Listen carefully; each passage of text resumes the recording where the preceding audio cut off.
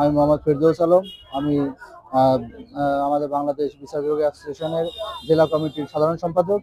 আমি আমাদের আমাদের কর্ণধার, আমাদের বিচার বিভাগের সর্বোচ্চ আমাদের অভিভাবক, আমাদের প্রধান বিচারপতি এবং আমাদের প্রধান উপদেষ্টা, আমাদের আইন সচিব, আমাদের তাদের কাছে আমার যৌক্তিক আমাদের ন্যায্য দাবি, আমাদের প্রাণের দাবি, আমাদের এই সংগঠন থেকে আমরা যেহেতু বিচার বিভাগে চাকরি করি, আমাদেরকে অবিলম্বে আমাদের এই বিচার বিভাগের সংশ্লিষ্ট কর্মচারী হিসেবে আমাদেরকে অনুমোদন দিয়ে এবং আমাদের বিচার বেতন বৈষম্য দূরীকরণ করে আমাদেরকে যুগোপযোগী পদ সৃষ্টি করে আমাদের চাকরিকে চাকরির চাকরি যে করি আমরা, যে জন্য আমাদের চাকরির সমস্ত সুযোগ সুবিধা প্রদান করার জন্য আমি তাদের কাছে উদাত্ত আহ্বান জানাচ্ছি।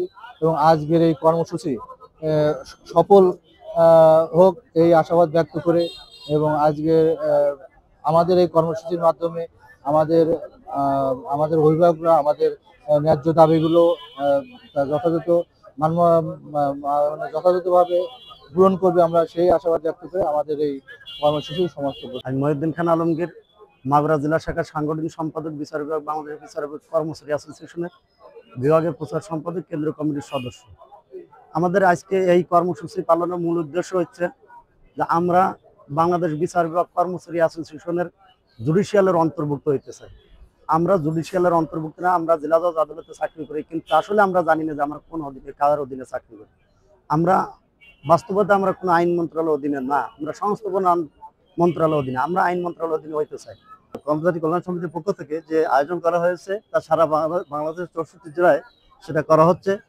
আমাদের আন্দোলন, আমাদের দাবি হচ্ছে যে আমাদের সরকার আমাদের চাকরি দিয়েছে, আমরা যেখানে চাকরিরত আছি জজ কোর্টে, সেখানে আমরা ভেবেছি যে আমরা বিচার বিভাগের অন্তর্ভুক্ত ছিলাম এযাবৎ, কিন্তু পরে জানতে পারলাম 8 বছর পর থেকে যে না, আমরা আসলে বিচার বিভাগের সঙ্গে নেই, আমাদেরকে আলাদা সংস্থান মন্ত্রণালয়ের সঙ্গে জড়িত করে রাখা হয়েছে।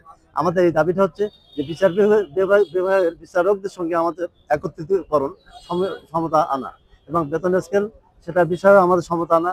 আমরা দীর্ঘ রাত পর্যন্ত আমরা স্টাফে কাজ করি, বিচারক মহোদয়রা চলে যান অনেক সময়, তো তারও কোনো আমরা একটা ভাতা পাই না, ভাতা সিস্টেম করা হয়নি। আজকে বাংলাদেশ বিচার বিভাগের 64 জেলায় আমরা কর্মসূচি পালন করতেছি, কর্মবিরতি কর্মসূচি। আমরা যদিও বা বিচার বিভাগে চাকরি করি, আমরা বিচার বিভাগের কর্মচারী নই, আমরা সংস্থাপনের কর্মচারী হিসেবে আমাদেরকে দেখা হয়। এই জন্য আমরা আজকে কর্মবিরতি দিয়েছি যে আমাদেরকে স্বতন্ত্র বেতন স্কেলে অংশগ্রহণ করা হবে, এবং আমরা বিচার বিভাগে অন্তর্ভুক্তি করে নেওয়ার জন্য মাননীয় প্রধান বিচারপতির কাছে এই বার্তা প্রদান করার জন্য আজকে মূলত আমরা এই কর্মসূচি পালন করতেছি। আমি শামিমা সুলতানা, মহিলা বিষয়ক সম্পাদক, জেলা কর্মচারী অ্যাসোসিয়েশনের কমিটি। আমরা আজকে 2 ঘন্টার কর্মবিরতি কর্মসূচি পালন করছি। দাবি আদায় না হলে, আমাদের যে 2 দফা দাবি, এটা আদায় না হলে আমরা ভবিষ্যতে আরো কর্মসূচি ঘোষণা করব। মোহাম্মদ মঞ্জুরুল করিম, চিফ ম্যাজিস্ট্রেট আদালতের ক্যাশিয়ার, আর এই বাংলাদেশ বিচার বিভাগের যে মাগুরার শাখা, এই শাখার সাধারণ সম্পাদক পদে আছি। যাই হোক, তো আমাদের যে আজকের যে সমাবেশ, বাংলাদেশ জুডিশিয়াল কর্মচারী অ্যাসোসিয়েশনের যে সারা দেশব্যাপী যে সমাবেশ চলছে, তারই অংশ হিসাবে আজকে আমাদের এই সমাবেশ। তো আমাদের যে দাবি দেওয়া, এই মূল যে দাবি দেওয়া, সেটা তার মধ্যে হচ্ছে প্রথম যে দাবি দেওয়া সেটা হচ্ছে জুডিশিয়ারি অন্তর্ভুক্ত করতে হবে, আর যেটা হচ্ছে ব্লক পোস্টে নিয়োগ, আর সেই ব্লক পোস্টে মানে করে ওইটা যে মানে এটা সমাধান করতে হবে। আর সারা আর যেখানে থেকে 2015 সালে আমাদের যে সর্বশেষ যে পে স্কেল দেওয়া হয়, তারপর থেকে আজ অব্দি আমাদের আর কোনো পে স্কেল দেওয়া হয়নি, বা আমরা যে বৈষম্য শিকার, তো এর মধ্য দিয়ে আমরা কর্মচারী, সারা দেশে যে আমরা সরকারি কর্মচারীরা আছি, আমরা সবসময় যে নির্যাতিত, নিষ্পেষিত, অবহেলিত, অনাদরে সবসময় থাকি। আপনারা সেটা সবাই অবগত আছেন। যেখানে যে আমাদের টিফিন ভাতা নির্ধারণ করা হয়েছে যে মাত্র 200 টাকা মাসে মাত্র 200 টাকা, সেখানে আমাদের পার ডে যদি হিসাব করা হয়, সেই হিসাবে আমাদের আনুপাতিক হারে আসে হচ্ছে 6 টাকা 66 পয়সা আসে। তো একজন মানুষ 200 টাকা দিয়ে পুরা মাসে টিফিন খরচ কিভাবে করতে পারে, এটা আমাদের আদৌ বোধগম্য নয়।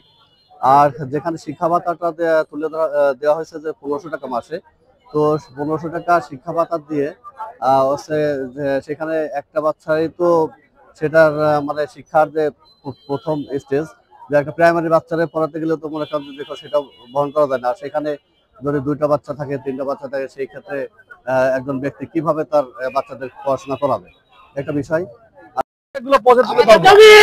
এখন আপনাদের অনুরোধ করবো যে আপনারা এখন সবাই, আমি অনুরোধ করবো আপনারা সবাই যার যার কর্মশালায় যোগদান করবেন এবং যে যার যার দায়িত্ব পালন করবেন। এই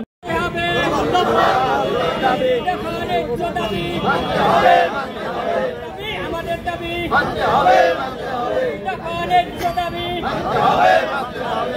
মানতে হবে, বৈষম্য দূরীকরণ করতে হবে,